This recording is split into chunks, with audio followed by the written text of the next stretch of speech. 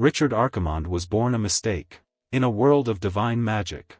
He was a half-blood outcast. Beaten and broken by the very students he was meant to lead. But his enemies made one fatal error. They didn't realize that Richard's mother was an elf goddess. And his father? He's the most terrifying man to ever draw a blade. Hidden in his blood is a power that makes the gods tremble. From a bullied outcast to the only student of a legendary mage. This is how Richard broke the Magic Academy. We begin on the continent of a thorn. A land governed by the Holy Alliance Empire, whose foundation is built upon the faith in the moon goddess, Elucia. With the goddess's blessing, a new continental order has been established. It is a world of beauty and grace, where elegant figures are surrounded by ethereal blue butterflies. Divine arts and magic are woven into the very fabric of the land. But this also means that dark powers, like necromancy, exist in the shadows. In a remote castle under the full moon, the Empire keeps a close watch. The ruling powers have decreed that any non-orthodox abilities must be strictly supervised, sealing them away in forbidden texts. A robed figure declares that these powers must be banned, lest they find their way into the world and corrupt the hearts of the people. The scene shifts to a bright, sun-drenched day. In a lush green forest, the leaves rustle with unseen movement. Something is crashing through the undergrowth. A massive wild boar with sharp tusks bursts out from the bushes. It pants heavily, clearly agitated and on the run. The boar continues its frantic escape through the forest. Suddenly, it's violently yanked off its feet, caught in a hidden trap. The boar lets out a piercing squeal that echoes through the quiet valley. From the shadows of the trees, a figure watches with satisfaction. The prey has taken the bait. The figure is revealed to be a young boy with white hair. He approaches the captured boar, a rope in hand, and says with triumph, "I finally caught you." A close-up shows a determined smile on the boy's face. His name is Richard. But his victory is short-lived. An arrow suddenly thuds into the boar's side, causing Richard to freeze in surprise. A larger, blonde-haired boy holding a bow appears with his friend. With a smirk, he declares, "Hee, the prey is ours." Richard is furious. He glares at the newcomers, shouting, "You stole my prey?" The blonde hunter is Pyru. He claims that everyone there can testify that he was the one who shot the wild boar, so how could it be stealing? The hunter's companion joins the mockery. "Is it just because you set a trap?" he asks, pointing out that they saw Richard earlier with nothing but small traps. The hunter's companion joins the mockery. "Is it just because you set a trap?" he asks, pointing out that they saw Richard earlier with nothing but small traps. Richard retorts with sharp logic, asking, "Is that so? Since you know I'm here to hunt rabbits, then why did you follow me all the way here to shoot a wild boar?" The blonde hunter's face twists in anger. "Your words. Are you saying that we were following you to steal your prey?" His companion waves a dismissive hand. "Stop wasting words on him. Pyru is the one who took down this wild boar." Richard refuses to back down, lunging forward and shouting, "You are going too far. This prey was caught by my trap." The taunt hits a sore spot, and Richard freezes in shock and anger as the bully grabs him and shouts, "That's why your dad left for the milk." The other hunter grabs Richard, throwing him to the ground. "Don't think you're so great just because you've read a few books, can write a few words, and can set a few animal traps." As he holds Richard down, he declares, "Fist is the only truth." Pyru glares down at him with contempt, his face a mask of rage as he asks, "Do you dare to resist?"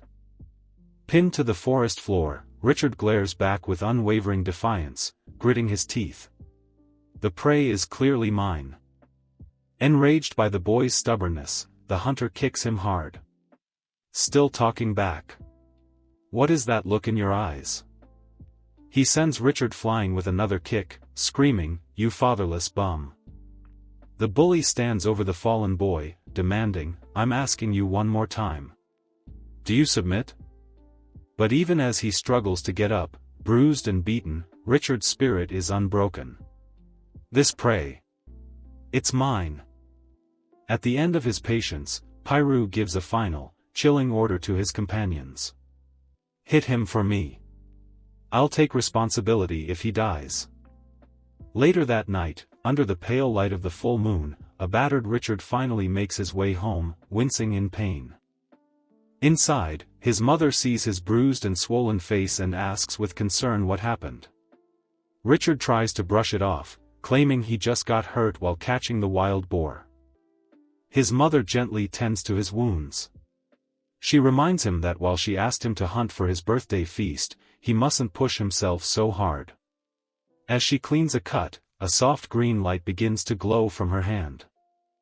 She tells him to hold still as she uses her healing divine art. The green energy envelopes her hands as she soothes his injuries, telling him to just endure it for a little while. She warns him not to push himself so hard again and to be more careful. But Richard, full of youthful pride, insists he's not a child anymore. He's 10 years old now and can take care of things at home. In an instant, the wound on his cheek is completely healed. He smiles brightly, flexing to show he's all right. His mother watches him with a fond smile, noting that he's loved to show off his strength ever since he was small. Her expression becomes more serious as she reflects on how quickly time flies. Her little Richard is already 10 years old. She decides that the time has come to finally tell him a long-held secret. The secret of a special ritual. She turns to her son and asks, "Richard, you've always hoped to be able to use divine arts like your mother, haven't you? Today, I can teach you." Stunned by the sudden offer, Richard's eyes widen. After the humiliation he just endured, the idea of learning divine arts feels like a dream. "Ah, really?" he asks, his voice trembling with a mix of disbelief and burgeoning hope. His mother gives him a knowing smile as her magic playfully makes a teapot float. "Of course. How could your mother lie to you?" she confirms, officially offering him the power he desires as his 10th birthday present. Richard is ecstatic. He pumps his fists and shouts, "Great! I want to learn." His expression hardens as the memory of his bullies surfaces. He thinks to himself, that way, I won't be so easily bullied anymore. But his mother tempers his excitement. "Don't be so happy yet, Richard. Learning divine arts is not a simple matter." She explains that on the continent of a thorn, not everyone can use divine arts, as the church strictly controls their inheritance. The purpose of this control, she says while picturing a grand cathedral, is to maintain order. It is to list non-orthodox powers like shadows and demons as taboos, to prevent these evil forces from endangering the world. That, she explains, is why she hasn't taught him. She didn't want to put him at risk. But there is another reason, a prerequisite for using divine arts. The prerequisite, she states, is to learn the ancient language, to become a person recognized by the goddess Elucia. Richard looks puzzled, repeating her words, "the ancient language." His mother elaborates that one cannot understand divine arts immediately. A barrier exists to prevent evil powers from claiming them. She shows him a phrase in the ancient script, translating it as, "Power is granted to the truly strong," promising that as his birthday gift, she will teach him everything. But before she can continue, Richard speaks the second half of the phrase in the ancient tongue himself, saying, "A truly strong person must also have wisdom." His mother looks up, completely stunned. She stares at him in disbelief, stammering, "Richard, how could you?" His mother urgently asks, "Who taught you this ancient language?" He simply replies, "It was written in a book." Taking a lit candle, his mother leads the way into the dark recesses of their home. There, in the dusty attic, Richard points up to a book lying in a mysterious, glowing blue circle on the floorboards. "This book in the attic," he says, confirming that he actually understood it. His mother looks on, a slow smile spreading across her face. She muses that it must be destiny, as he'd read every other book at home already. This book was originally the gift she had prepared for his special 10th birthday ritual. Richard looks at the book, puzzled, and asks, "A gift?" He seems underwhelmed, thinking it's just another book. But his mother kneels by the glowing scripture and tells him its true name. "Richard, this book is the holy scripture of the moon goddess Alicia. It records 7 unique divine art stories belonging to the moon goddess. And the ancient language you just spoke came directly from this book." Richard thoughtfully explains that while he had read the other books in the attic long ago, it was only recently that he could begin to understand the contents of this one. His mother explains that the text is not something everyone has the ability to understand. Only those recognized by the goddess have the qualification to comprehend and use it. She admits that even she hadn't expected this. She looks at her son with newfound awe and declares, "You have been chosen by Alicia. Richard. Since the goddess has already recognized you," she says with newfound gravity, "then tonight will be the night you complete this special ritual." His mother tells him, "Kneel and pray," while she uses her divine arts to begin the ritual. His mother tells him, "You will enter the hall of the goddess Alicia to receive enlightenment concerning destiny." A brilliant golden light envelopes Richard, pulling him into the ritual. His mother watches him go, whispering a final piece of guidance. "Go, Richard. Listen carefully, my child." As he fades into the light, she warns him, "You will very likely encounter 2 or 3 choices next." Her voice echoes as he disappears, "Pay attention to the voice of the goddess, and follow your heart." Richard materializes in a vast, ethereal space, a celestial hall filled with glowing blue energy and massive, crystalline structures. This. Where is this? He wonders. He stands alone, a tiny figure in an immense, shimmering chamber. Suddenly, a powerful voice echoes through the hall, asking, "Do you want more power?" Startled, Richard looks around, demanding, "Whose voice?" The voice answers cryptically from the heart of the great hall, "Who I am is not important." It continues, "Perhaps you can understand me as the other half hidden deep within your heart."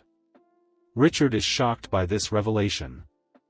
All around him, colossal golden statues begin to rumble and glow, awakening from their slumber. The voice announces, "The idols of power have all awakened." The 6 towering idols loom over him as the voice commands him to begin your choice. Richard looks on with wide-eyed determination, realizing, This is what Mother mentioned. The first choice materializes before him, the divine arts idol of enlightenment. Then, 2 more idols are presented, the divine arts idol of cure, or healing, and the divine arts idol of sanction, or punishment. They are followed by the divine arts idol of silver moon armament, and the divine arts idol of judgment. The final choice appears, the divine arts idol of foresight, also known as precognition. Richard is bewildered. Didn't she say there would be 2 or 3 choices? Why are there 6, he wonders, as the booming voice commands him to choose. He struggles with the decision, unsure of what these 6 divine arts truly represent and which one he needs most. In that moment of indecision, his mind flashes back to the brutal, humiliating beating he endured in the forest. He remembers the pain, the powerlessness, and the burning shame. The memory hardens his resolve into a single, desperate thought, "I want to become stronger." He thinks of his mother's gentle, healing hands and her worried face. To be capable of protecting Mother. His desire culminates in a powerful vow, and grow up to be a true man. As he makes his declaration, the Holy Scripture flares open before him. Finally he flashes back to his mother reminding him to follow the choice of his heart. With glowing eyes full of clarity and conviction, Richard makes his choice. "I understand," he declares, then screams out his decision, "I want wisdom." He shouts with all his might, his voice echoing in the celestial hall, "The wisdom to become a true man." The mysterious voice responds, "Understood. Following your choice of wisdom, the divine edict will point to a 7th idol, one that is outside the 6 idols. yet at their intersection. Beams of light erupt from the 6 statues, converging on the center of the platform. The voice proclaims, the 7th idol. From the vortex of power, a new, massive idol, dark and winged, begins to materialize as the voice announces the name of his newfound, divine art. The shadowy, winged statue fully appears, and his unique power is revealed, dark side of the moon. An ancient, ominous message appears in glowing red script. The balance of the world dictates that every gain has a price. The script continues with a chilling question for Richard and his newfound power. Then, for gaining an unexpected ability, what price will you have to pay? Back in the attic, the ritual concludes. Richard remains kneeling, his head bowed, as his mother looks on with a worried expression. Suddenly, the calm is broken as a dark, smoky energy erupts from the ritual circle, filling the room. His mother's eyes widen in alarm as she sees the ominous power. "Richard!" she whispers, a bead of sweat running down her face. She reaches out for him, but a shadowy mist rises from his body. He lets out a pained, guttural growl as the dark energy consumes him. She recoils, her face a mask of shock and fear at this unexpected and terrifying outcome. From the swirling darkness enveloping her son, a monstrous creature made of shadow begins to form, its sharp claws and menacing shape leaving his mother utterly horrified. In a mysterious space, a single eye reflects a glowing moon. Below, Richard floats in a swirling abyss of blue energy, drawn towards the light. The boy, Richard, floats helplessly in the strange, linear dimension. A voice echoes his name, Richard, startling him. The voice who is revealed to be Richard's mother, Elaine, who urgently calls out, "My child," as she is struck by possessed Richard. Suddenly, Elaine is struck and sent onto the attic floor. She lands hard on the solid floor, catching her breath and wondering, how could this happen? To think it would be the shadowy possessed Richard that attacked her stands over her. As Elaine finishes her sentence of this incident happening during the enlightenment of Alicia. Elaine recalls an old adage, a truly powerful person must also possess wisdom. She questions whether this strange and violent experience is truly the enlightenment of Alicia. But rather than ponder, she leaps into action, charging at Richard with a determined look and a bleeding hand. Elaine effortlessly blocks his attack with a shimmering green aura of magic. The two are locked in a fierce struggle, their powers clashing in a whirlwind of green and white energy. Elaine begins to channel her energy, initiating a powerful ability, Divine Technique Prediction. With a determined expression, she unleashes the technique from a glowing book, shouting the command, "Initiate." Richard is plunged into a chaotic void.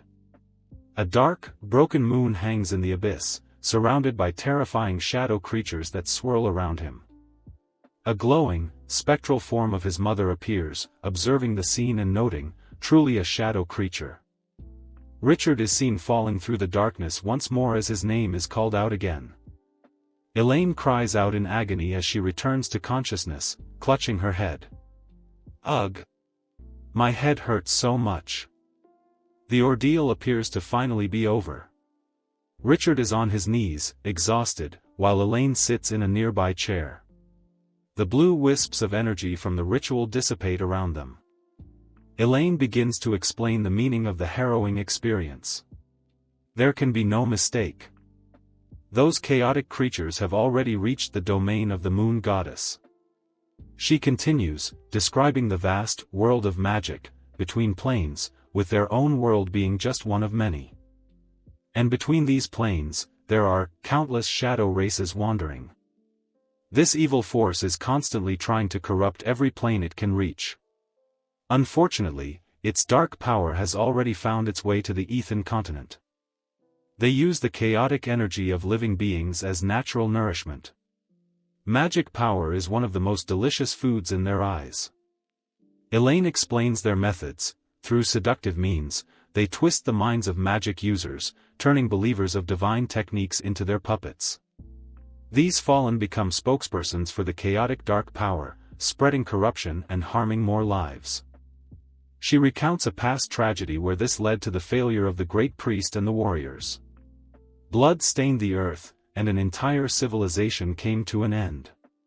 It was only until the birth of a new era, through the joint efforts of the Holy Alliance and the Moon Goddess, that they were able to drive back the invading shadow creatures. Finishing her history lesson, Elaine laments, "I just never thought, many years later today, Elucia would also be contaminated." Now, Richard has probably been locked onto by those terrifying shadow lives as one of the coordinates and anchors for their next invasion here. He has become a lighthouse, a beacon in the dark, attracting a swarm of grotesque shadow creatures. Elaine continues grimly, "If things continue like this, only two possible outcomes remain for Richard. The first fate, to be utterly destroyed by a violent energy conflict. Or be possessed by the most powerful shadow creature, permanently losing control of his body." Elaine gazes out the window at the full moon, her heart heavy with despair. Is this Elucia's punishment, she wonders. She sighs, lamenting her lost power. If I were still the great priest of Elucia, the enlightenment wouldn't have mutated. She thinks, her expression filled with regret. No, she resolves, her determination hardening. I cannot let this happen. It's all because I didn't think things through enough that Richard was put in danger. Filled with a new sense of urgency, she begins to frantically search the room. Where is it? She finally finds what she's looking for in a desk drawer, an old scroll tied with a ribbon and a golden quill. She holds the ancient parchment, her eyes filled with a mix of hope and sorrow. Although 10 years have passed, Elaine prepares for another ritual, her magical energy swirling as she holds the glowing quill to the ancient scroll. She recalls her former strength. The person who was able to destroy the elf royal court back then, should be able to deal with shadow life. As golden energy bursts forth, she begins the chant, invoking a powerful name, Isaiah Satan Talia Akmand. The ritual culminates in a blinding explosion of golden light. Elaine explains the meaning of the spell. The burning light symbolizes that this name, written with magic power, has touched the law, transmitting it to the owner of the name. For them to perceive. Elaine watches, her eyes open and aware, absorbing the powerful magic. The scene shifts, taking us back in time. 11 years ago. In a dark, rocky cavern, a man with dark hair tells a younger Elaine that she must survive. We don't have much time left, he says urgently. Leave the pursuers to me. The younger Elaine, her pointed elf ears clearly visible, cries out, I can't let you go alone. He embraces her tightly, interrupting her protest. Elaine. There's no time. Take good care of our child. With tears in her eyes, Elaine listens to Godin's declaration about their son's destiny. He is the future of the Akmand family, a man with the bloodline of a demon. I confer this surname upon him. In their final embrace, Godin entrusts her with his legacy and a promise for the future. I hope that one day, you can tell him, my name as his father, Godin Isaiah Satan Toria Akmand. In the final moment of the flashback, Godin unleashes his power, and trusting Elaine with his last wish, raise him into a true man. Back in the present, Elaine is surrounded by golden light. She speaks to her lost love, Godin, I have lived in seclusion with our child here for 10 years. I didn't expect you and our child to meet in this way. Her own elf ears now visible, she extends a hand glowing with power and calls out to the memory of her husband, he needs you. Invoking her past authority, she unleashes her full power, in the name of the great priest, Begond. A powerful beam of light erupts, enveloping Richard. The divine magic shines like a beacon from their home, piercing the darkness of the night. After the intense ritual, a calm settles. Richard stirs, and his mother holds him gently, relieved. You're awake. My head hurts so much. What happened? Richard asks, disoriented. I remember I saw the full moon and then. Elaine soothes him, it's all right now, Richard. As his senses return, Richard notices something startling about his mother's appearance. Ah. Mom, you. Elaine smiles gently, revealing her long, pointed elf ears. No need to be surprised, she says softly, this is what Mom originally looks like. Richard tries to piece together his memories. Just like that, I chose wisdom. Then the seventh goddess statue appeared. After that, my impression became more and more vague. But I vaguely still remember. I was taken to another space. The feeling there was completely different from before. He describes the strange, ethereal plane, oppressive. Dead silence. In that space, he sat before a massive moon that left him with a single, cryptic sentence. He explains, just like the front and back of the moon. I obtained wisdom, and the truth behind the wisdom. Puzzled, Elaine asks, truth? Richard adds, I have never heard of an ability like truth existing in the Enlightenment. Although my consciousness was a bit blurry at the time. I remember this sentence very clearly. Elaine listens intently, her expression turning serious as she considers the implications of this new, unheard-of power. Truth. Could it be? A flicker of understanding, or perhaps deeper concern, flashes in her eyes. Richard confirms the change within him. This time I have gained a clearer ability to understand the world. I can feel, my body has improved. I can see the scenery outside the window further, and hear movements, more clearly. Elaine looks down, her thoughts drifting back to Godin's last words about their son's demonic bloodline and his destiny as part of the Ackman family. She turns back to Richard, trying to calm his mind. All right, Richard, you don't need to think so much right now. It's enough that you are back safely. But there is something Mom needs to tell you, she says, capturing his attention. Richard, you are already 10 years old. I think you have the right to know. Thinking she's referring to his birthday, Richard smiles playfully. Did Mom prepare any birthday presents too? Elaine's expression turns grave as she delivers the unexpected topic, it's your father. The word hangs in the air, stunning Richard, who had always believed his father was long gone. Looking down at her shocked son, her voice heavy with the weight of a decade-old secret, she asks the profound question, Richard. Do you want to see him? Struggling to process the revelation, Richard stammers, my father, isn't he? Elaine gently confirms the truth he never knew. I'm sorry, Richard, for hiding it from you for so long. Your father has not passed away. Tears of sorrow and regret fill her eyes. Please forgive your mother. Because too many things happened in between, so we had no choice but to. As long as you are willing, I think you will see him very soon. The person he sent should arrive soon. Richard looks at his mother, his own emotions swirling. He turns her question back on her. Mother, you. Do you want to see father? He stands before her, no longer a confused boy, but a young man with a purpose says, as long as Mom wants to see him. With fierce determination burning in his eyes, he makes a vow. Then I also want to see Dad. Overcome with emotion, Elaine looks at her son, her heart swelling with love and pride. A tearful smile graces her lips. She pulls him into a warm, tight embrace, her voice thick with emotion. Thank you, my child. The moment mirrors a memory from long ago, a fleeting image of her and Godin embracing in a time before sorrow and separation. But even in this happy reunion of purpose, a dark thought pervades her mind. But perhaps, just like Godin back then, the time left for me to protect you is running out. A few days later. The scene changes to their peaceful village, bathed in the warm light of a sunny afternoon, where farmers quietly tend to their crops. Suddenly, the thundering sound of hoofbeats shatters the tranquility. A villager stops his work, looking up from the fields in alarm. Wiping sweat from his brow, he turns to his companion with a concerned look. Who entered the village?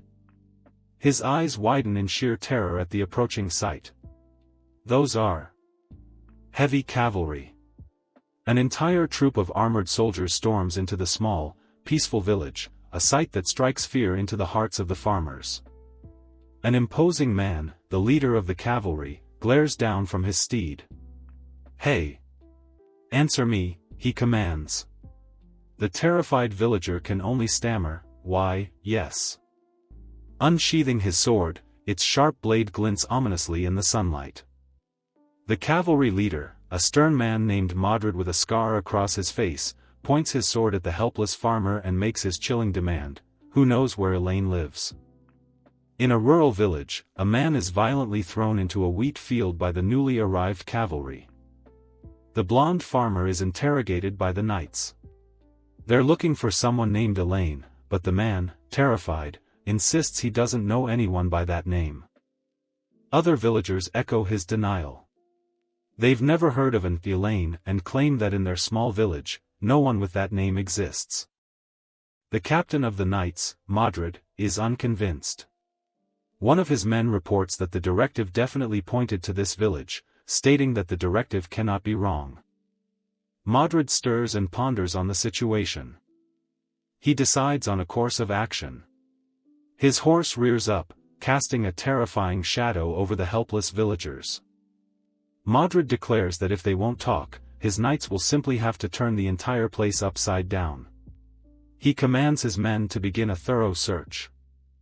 But as the knights are about to advance, a voice cries out from a distance, telling them to stop. A mysterious woman in a white hood emerges from near a house, calmly stating, "I am here." The villagers are stunned. They recognize the woman as Ellen and wonder with dread why the knights are after her.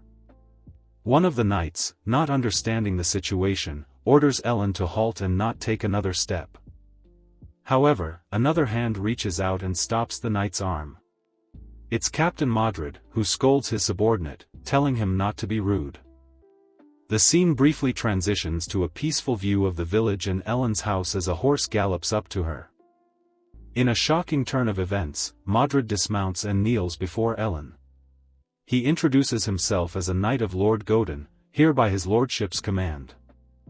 With his head bowed, Modred declares that they have come to escort the madam back. Hearing the commotion, the other villagers start running towards the scene to find out what is happening. A villager boy, Pyru, rushes forward. The crowd buzzes with gossip, questioning if Ellen committed a crime and speculating that her name might not even be Ellen. Pyru pushes through the crowd, shouting for everyone to look closely at Ellen's appearance. His eye widens in sheer disbelief and shock as they realize the truth. The secret is out. As Ellen pulls back her hood, revealing her long, pointed ears, the crowd realizes the truth. She is an elf. And beside her stands her young, white-haired son, Richard. Ellen, whose real name is Elaine, turns to her son, Richard. She tells him that the person he most wishes to greet is not her, and introduces him to Knight Modred. Modred bows his head deeply, not to Elaine, but to the young boy, Richard. He expresses his pleasure in meeting him and pledges his service. The villagers are utterly stunned by this development. They can't believe that not only is Ellen an elf, but the powerful knights are bowing to her son, Richard. They are left to wonder about their true, and clearly noble, identities. Among the stunned crowd, Pyru is left speechless, his understanding of his quiet neighbors completely shattered by the impossible scene unfolding before him. With the truth revealed, Modred announces it is time to depart, stating that Lord Godin eagerly awaits their arrival. Setting the journey into motion, Elaine confirms that she is ready to leave. Young Richard, looking worried, calls out to his mother. Elaine reassures him, holding his hand and telling him it's all right. She promises him that the knights won't hurt him, her expression a mixture of love and somber resolution. With a sad smile and a tear escaping her eye, she reminds him of their promise, to go and see his father. The moment is bittersweet, a symbolic letting go. A single drop falls from their hands as they part, signifying a final, tragic farewell. Meanwhile, the knights establish a perimeter around the area, shouting orders for everyone to step back and prohibiting anyone from leaving the village. Captain Modred announces that this lockdown will remain in effect until his troops have departed from the area. Modred watches as the procession begins to move, his face stern and unreadable. Richard is placed on a horse with a knight and they begin to ride away from the village. In his thoughts, Modred confirms the boy's identity: this kid is the son of Lord Godin. As he looks upon the boy, Modred's internal monologue finishes the thought: Richard is the heir to the Archmond family bloodline. But as they are leaving, a knight frantically rides up, shouting to Captain Modred that something is wrong. The knight reports that Madame Elaine has vanished. Richard and Modred both turn back in shock. The knights are confused. She was supposed to be in the carriage. One explains that she claimed to have forgotten something and went back, but the soldier following her lost her in a sudden gust of wind. The panic escalates as another soldier arrives with terrible news: the village is on fire. From the back of the procession, the villagers cry out in terror, pointing to the source of the blaze: it's Ellen's house. The final, horrifying report comes from the rear guard. Madame Elaine returned to her home, and immolated herself. Richard and the knights look back towards the plume of smoke in absolute horror. The word "no" escapes Richard's lips as his mind struggles to process the catastrophic news. Pure instinct takes over. Screaming in denial, Richard throws himself from the horse and tries to run back towards the fire, but he is quickly intercepted by the knights. He's thrown to the ground as they struggle to restrain the grief-stricken boy. Richard fights against them with all his might, screaming for them to let him go. He cries out that his mother didn't say it would be this way. Tears streaming down his face, he continues to struggle against Captain Modred, desperately pleading for them to release him. Modred holds the boy fast, his face grim. He yells at Richard to calm down, declaring that this tragic end was Madame's own choice. As the fire rages, Modred's narration describes her sacrifice as an act that was pure and brave. A silhouette of Elaine stands defiantly in the flames, willing to burn her own life to ash to protect the things she cherished. Modred calls her a woman truly worthy of Lord Godin. As Richard weeps, reaching for the fire, the captain tells him not to disappoint her expectations and everything she has done for him. The scene flashes back to a quiet night under a full moon. Elaine tells a younger Richard that they will soon be leaving the village where he was born. Richard asks her why she waited until after his 10th birthday to tell him the truth about his father being alive. The flashback continues. Stroking his hair, Elaine tells Richard there was no other way. She confesses that due to her own negligence, something terrible happened to her, and the only solution left is to ask for his father's help. When Richard asks how she met his father, Elaine looks out the window, explaining that their story is too complicated to tell. She reveals that because of powerful forces and complex issues, she was forced to take him into hiding under assumed names. She explains that it wasn't until a recent ritual that she was forced to revert to her original elven appearance. As Richard admits his own shock at the revelation, Elaine grows somber, stating that she has little magic left and her illness will only get worse. Richard's eyes widen in alarm as he processes her words. "Mom, are you sick?" he asks, his voice filled with fear. Elaine confirms his fears, her expression grim. She says that this illness cannot be overcome. Then she delivers the ominous truth: one party must make a sacrifice. She looks at him sadly, telling him that after taking him to his father, she will need to leave him for a while in order to cure the illness. Richard immediately protests, crying out that he wants to go with her. But Elaine gently tells him not to be willful, reminding him that this is all for his sake and that he should be obedient if he wants her to get well quickly. Devastated, Richard can only stammer, "But I..." Elaine looks at her son, her gaze full of love and resolve, as she prepares to give him her final words of comfort. "Remember, Richard," she says, pulling him into a final embrace. "No matter where you go, Mom will be by your side." The flashback ends, and the scene returns to the brutal present. Richard lies unconscious in the back of a hay cart, having been knocked out by Modred's men to silence his frantic cries. Modred orders the carriage to depart first, instructing his knights to protect Richard at all costs. One of the knights questions the appropriateness of knocking out Lord Godin's child, but Modred coldly replies there was no better way. The knight then asks for orders regarding the village. Modred issues a chilling command: a small group of the women are to be allowed to escape to spread the news that the madam is dead. The knight then asks about the fate of the remaining villagers. His face darkens as he explains the grim reality of their situation. Modred states that Lord Godin does not want anyone else knowing the child's whereabouts. The implication is clear and brutal. With the village burning behind them, Modred's soldiers give the final, horrific order: seal the village. Kill them all. The knights carry out the command without hesitation.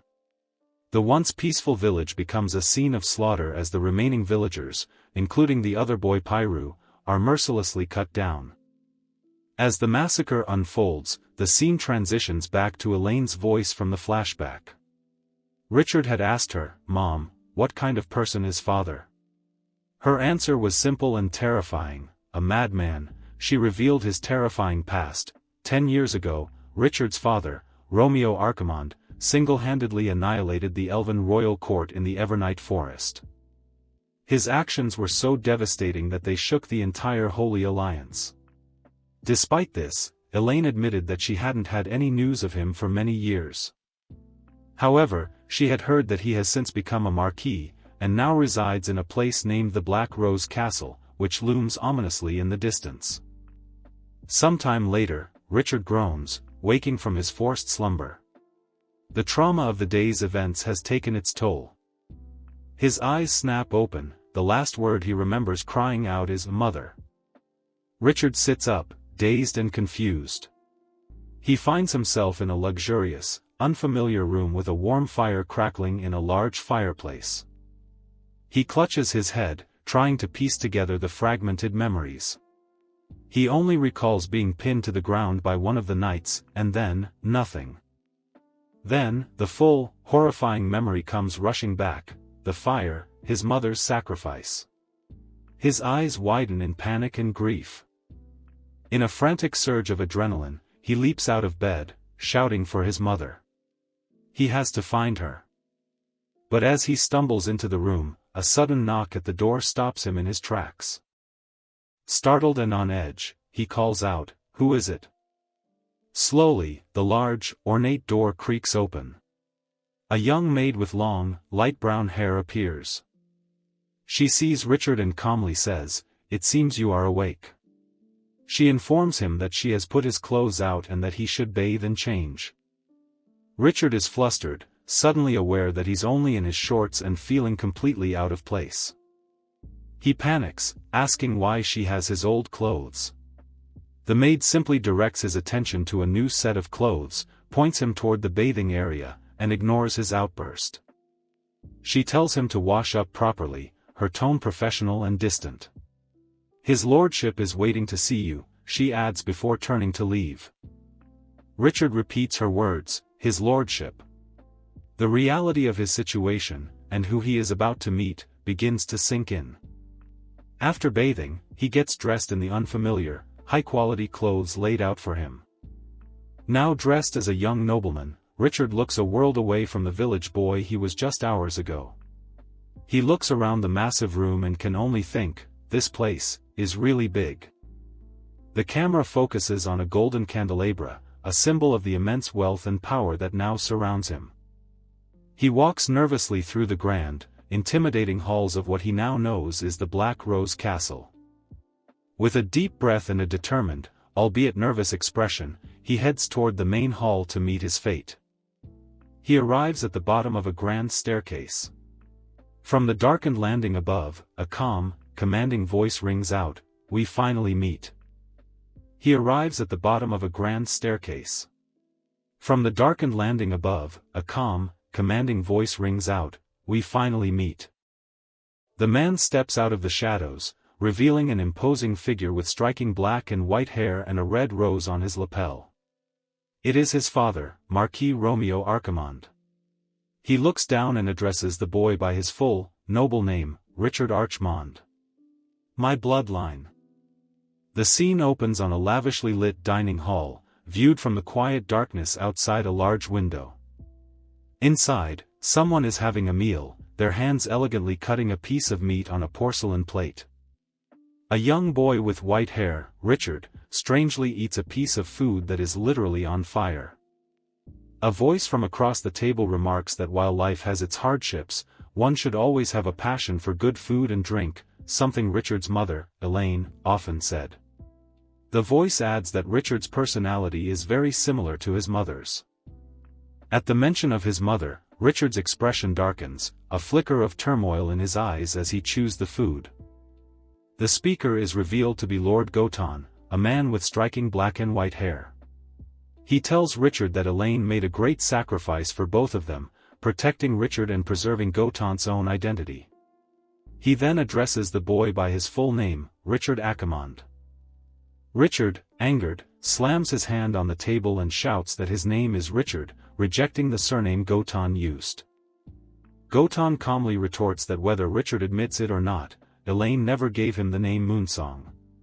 Therefore, his surname remains Archimond. He continues, explaining that in the end, Elaine entrusted Richard to his care. Regardless of what she told him about his origins, the blood of the Archimond family flows through his veins. Goton elaborates that this bloodline is of the Archimond nobility, which exists under the current Holy Alliance Empire. He recounts their history. The Archimond family should have a Grand Duke rank, but due to their madness, they were destroyed by other noble families, becoming a thorn in their side, a lower-class family that doesn't follow etiquette or rules. Changing the subject, Goton mentions that in the eyes of those old noble families, there is a great figure who enjoys eating raw flesh, as he begins to slice a piece of uncooked meat. A close-up shows the knife slicing into the blood-red, raw meat. Goton reveals that this person demands flesh be carved from a living body and consumed within an hour. He is known as Philip the Bloodthirsty. Richard looks on in horror as a menacing, crowned silhouette flashes on screen. Goton holds a red rose, his expression sinister, as he continues his dark tale about this man. He explains that a man like that is somehow publicly recognized by the Empire as the epitome of a true nobleman, and he asks Richard if he knows the reason why. With a chilling smirk, blood dripping from his mouth as if he'd taken a bite of the raw meat, Goton begins the shocking revelation. Because that, Philip the Bloodthirsty, is none other than His Majesty, the greatest emperor of the Holy Alliance Empire. He commands the Empire's forces, and yet the old noble families all fawn over him. Richard is completely stunned, unable to process the fact that the cruel emperor, who rules their empire, is this monstrous figure. And because of this, Goton explains, the Archimond family, their family, have become the mad and dangerous outsiders that everyone speaks of.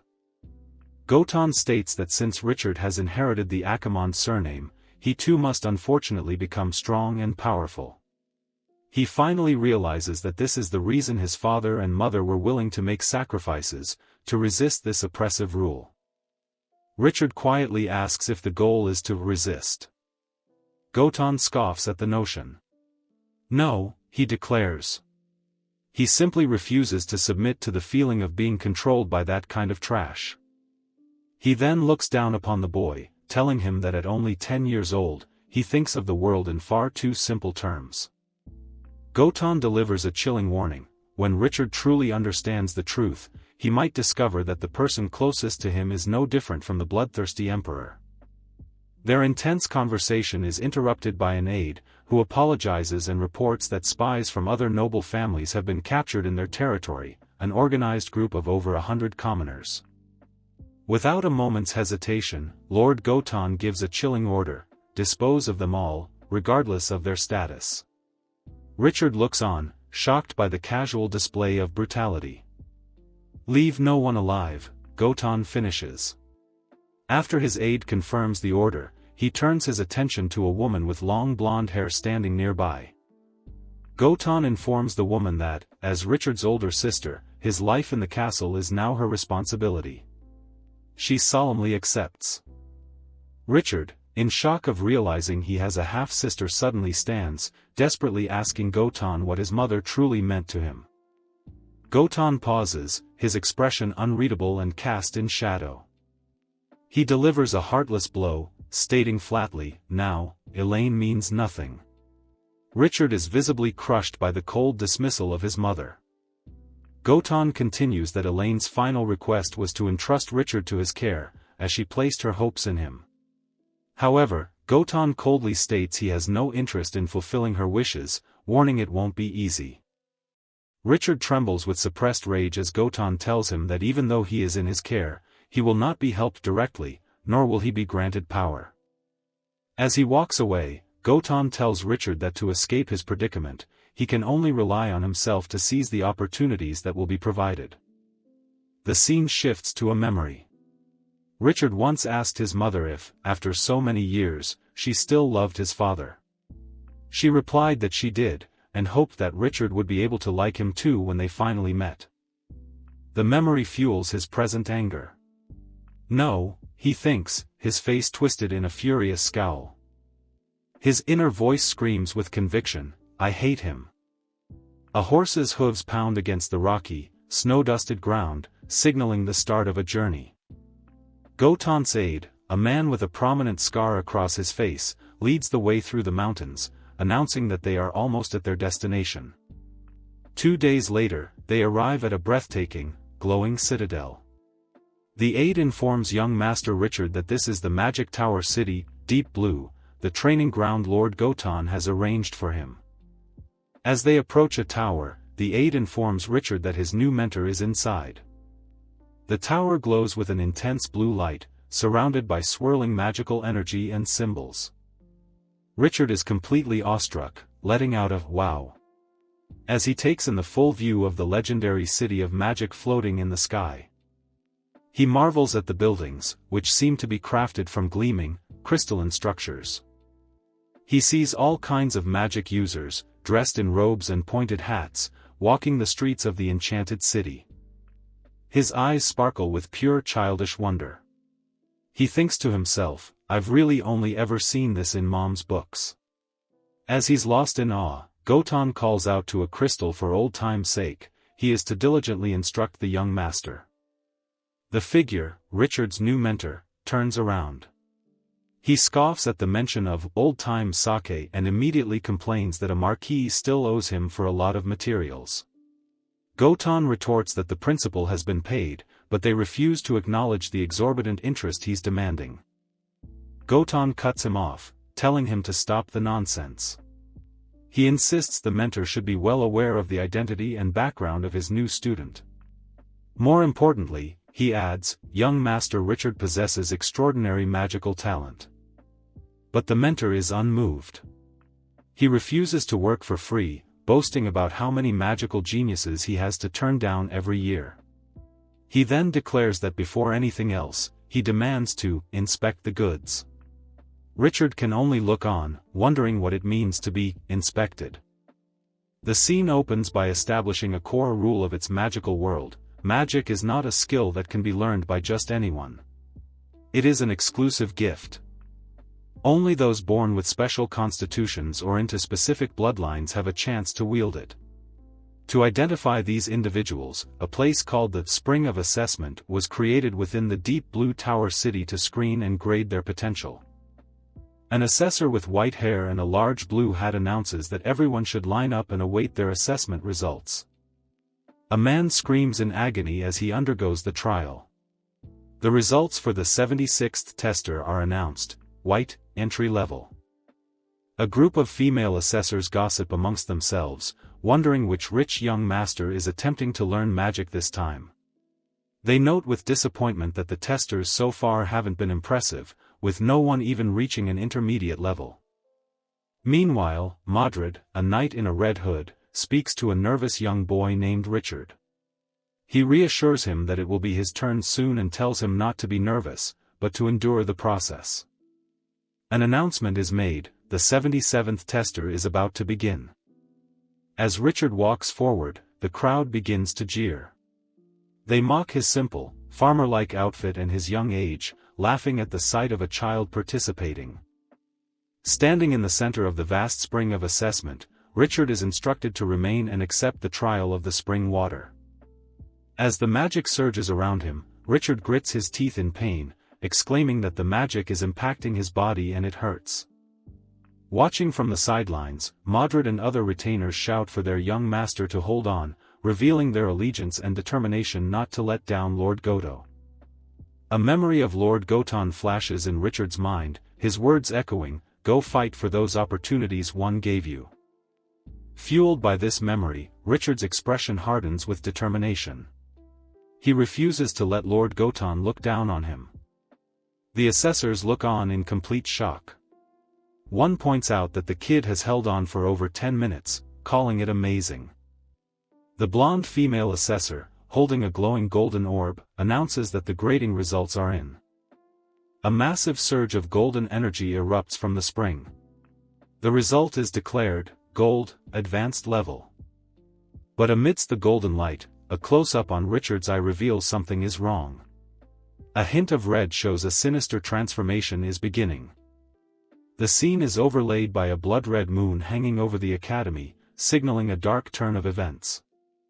Richard lets out a horrifying scream as the golden energy becomes corrupted, and dark, shadowy power begins to mix with it. The system flashes a warning: an unidentified anomaly has been detected. Danger! The onlookers and assessors are thrown into a panic, questioning the black energy and the type of magic Richard is using, something none of them have ever seen before. Modred stares in shock and realization. He identifies the dark power manifesting before him, a shadow creature. A thought flashes through Modred's mind, recalling the past worries of the Madam. In a flashback, Modred is seen speaking to Elaine, Richard's mother. She explains that it is for this reason that he must contact Lord Goton for help, despite knowing it will cause trouble among the human noble factions. He feels he has no other choice. Richard's mother, the Madam, asks Mordred, "Please protect Richard for me." Finishing his memory, the knight Modred kneels and pledges his life to his cause. With grim determination, he vows that he will do his utmost to protect the young master, Richard. Back in the present, without a moment's hesitation, Modred leaps into the swirling vortex of dark energy to save his master. He plunges headfirst into the chaotic mass of shadow creatures that have surrounded Richard. Modred strikes down, attempting to cut through the shadows, but he is immediately met with overwhelming resistance as the dark energy consumes him. He grits his teeth, realizing the shadow energy is far too strong. Covered in wounds and blood, he screams that with his human body, it's impossible to break through the dark power. Watching the chaos unfold, one of the female assessors panics, shouting that an unidentified, intense anomaly has appeared and requests immediate backup. Another assessor replies with wide-eyed shock, announcing that the legendary mage has already gone to deal with the situation. As Modred is being overwhelmed by the shadows, a powerful voice commands everyone to move aside. A figure with flowing pink hair, the legendary mage Sue Helen, descends and unleashes a blindingly powerful blast of magic that cuts through the darkness. Sue Helen looks down at the scene, noting that Richard, the boy from the bloodline that Goton entrusted to her, is being targeted by shadow creatures. A silhouette of Richard, his eyes glowing with blue energy, is seen as Sue Helen declares him the chosen child.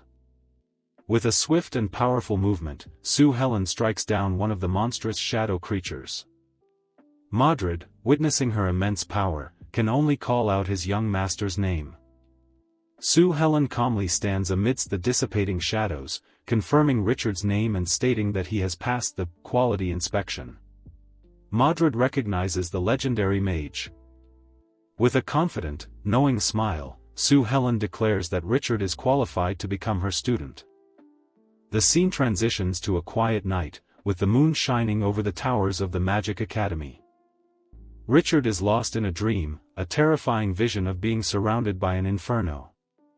In his nightmare, he sees the silhouettes of two figures amidst the flames, and he desperately calls out for his mom. A vision of his mother, her back turned to him amidst the fire, calls his name.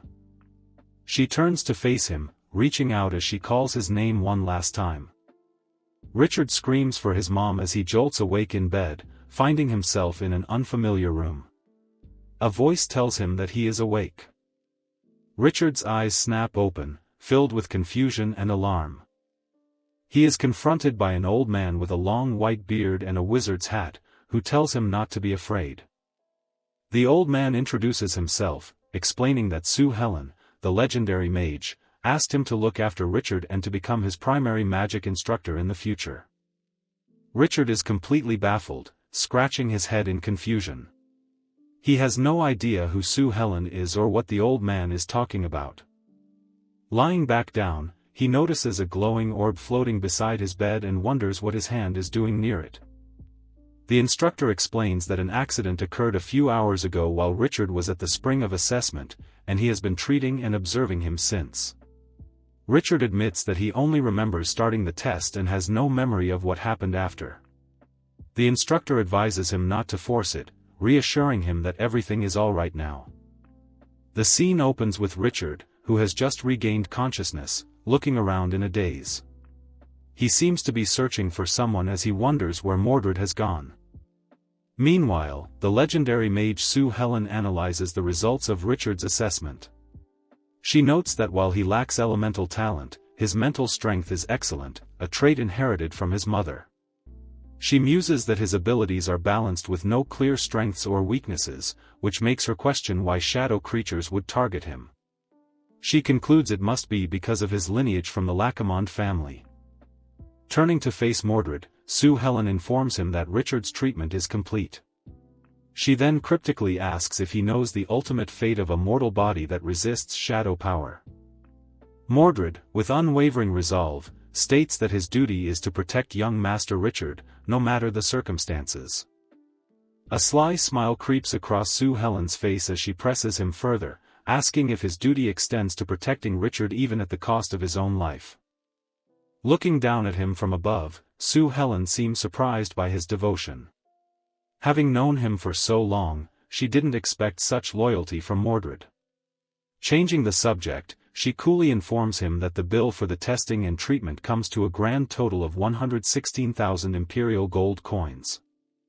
Mordred calmly asks her to put it on a tab for now.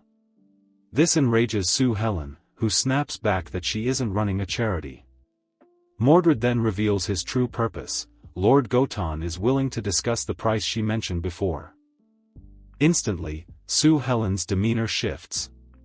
A greedy, excited grin spreads across her face as she muses to herself, surprised that they're actually willing to offer those terms for the child.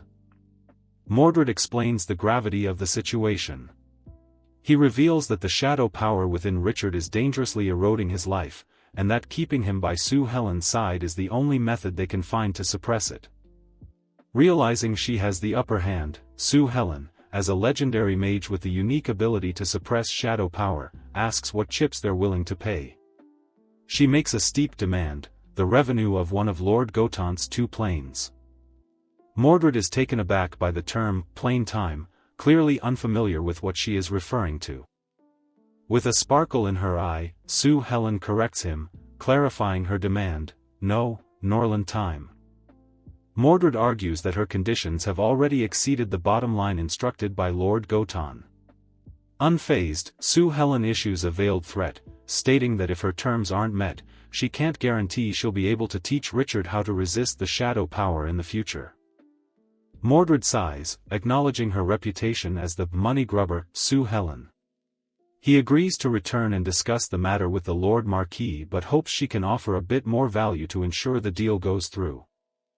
Sue Helen pretends to concede, saying she can only take a step back. She then presents her revised offer. At the next prayer ceremony at the Eternal Dragon Temple, she will provide little Richard with some special assistance. She asks if that is acceptable. Mordred accepts her promise and says he will go back to seek the Duke's permission. As he departs, he formally leaves the young master in her care, to which she cheerfully responds, looking forward to his reply. The scene transitions, showing the exterior of a grand tower at night, where Richard is presumably staying. Inside, Richard is seen resting peacefully in a large bed. He begins to stir, slowly waking from his slumber with a pensive expression. His eyes snap open as fragments of a traumatic memory flash through his mind. He's remembering the chaotic scene from that time. A vision of a castle against a blood-red moon, a remnant of his nightmare, hangs in his memory. Sitting up in bed, he questions if the experience was the real world, as it felt both real and illusory. As he contemplates, a strange, glowing card covered in what appears to be binary code materializes in his hand. He rubs his eyes in disbelief, trying to make sense of the strange sight and wondering if he's just seeing things.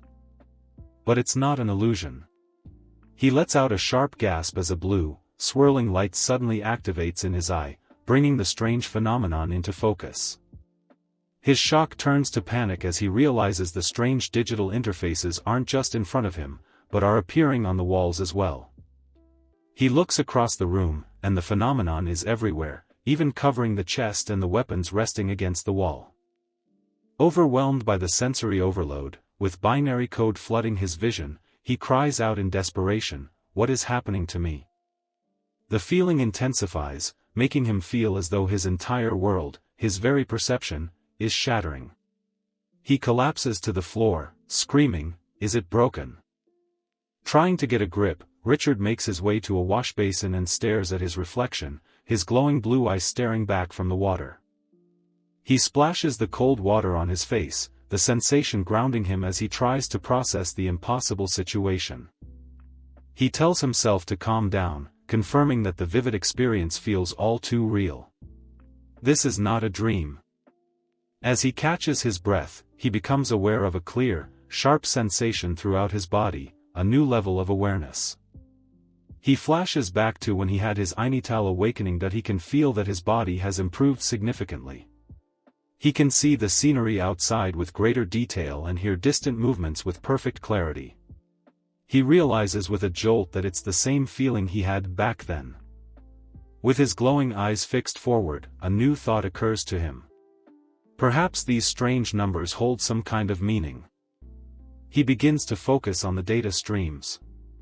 Looking at a wall lamp and a coat rack, the numbers seem to correspond to concepts like size and quantity. He then shifts his gaze to the bedside table, and the data stream clarifies further, now presenting a query about its material. The content of the data is becoming clearer. Focusing on the sword and shield in the corner, the data resolves into specifics.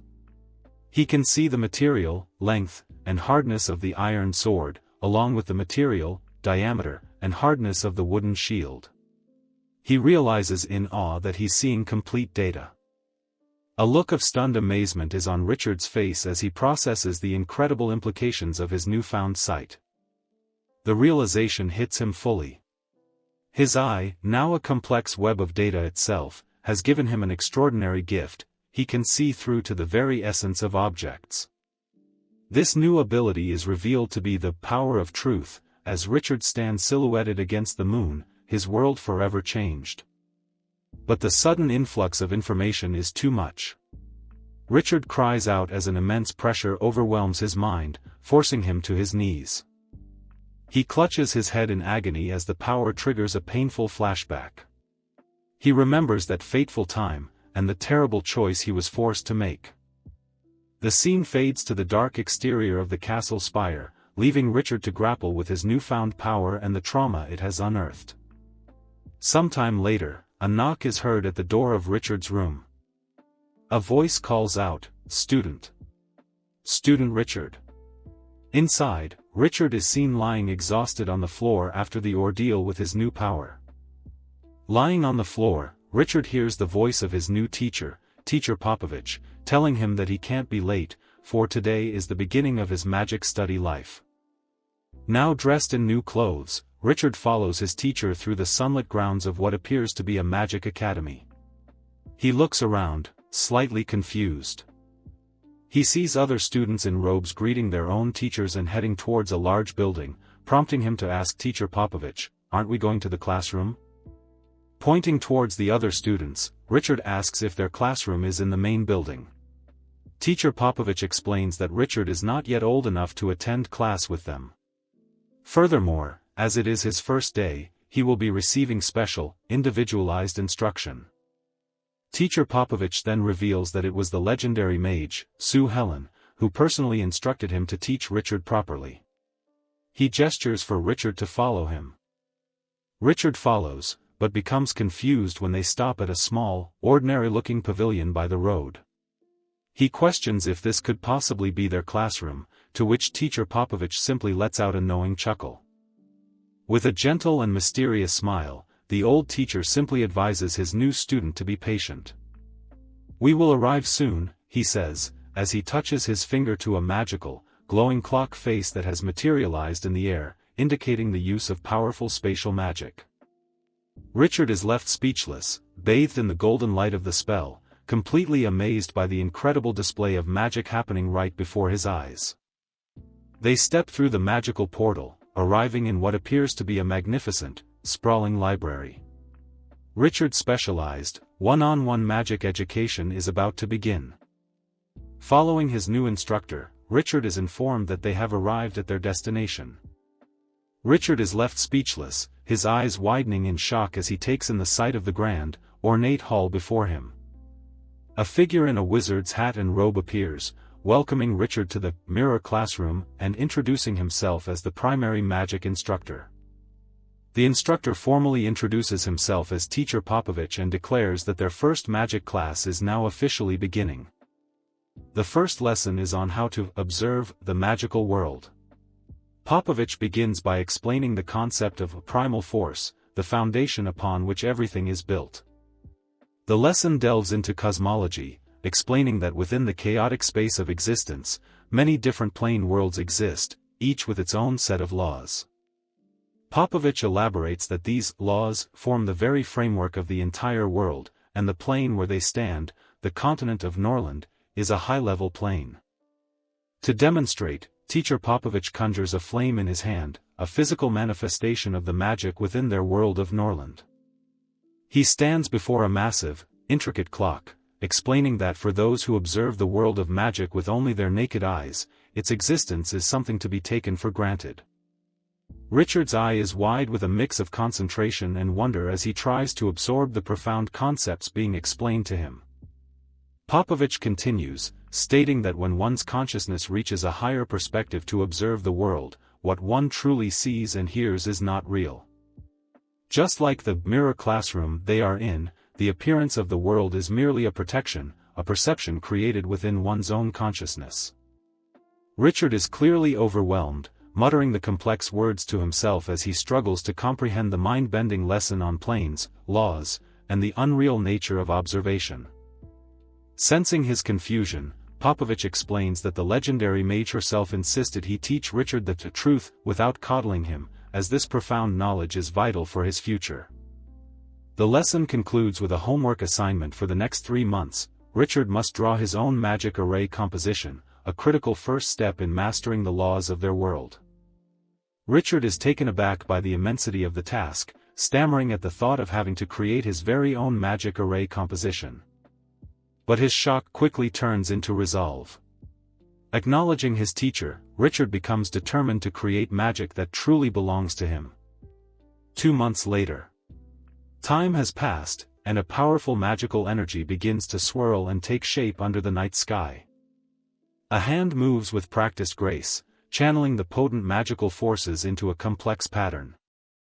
The spell is cast by Sue Helen, a powerful mage with distinctive pink hair, who is surrounded by the brilliant light of her magic. Figures bow in deference as they welcome the return of the legendary mage, Sue Helen. Her trip to collect debts had taken her nearly 2 months.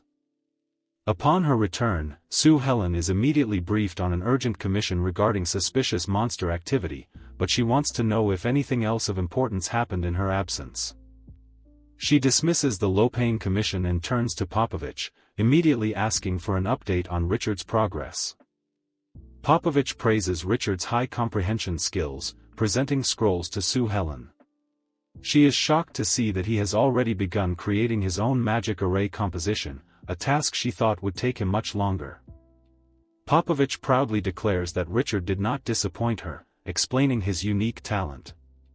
In just 2 months, his latest magic array is already incredibly stable, with an error margin of less than 0.01 centimeters from the masterpiece composition.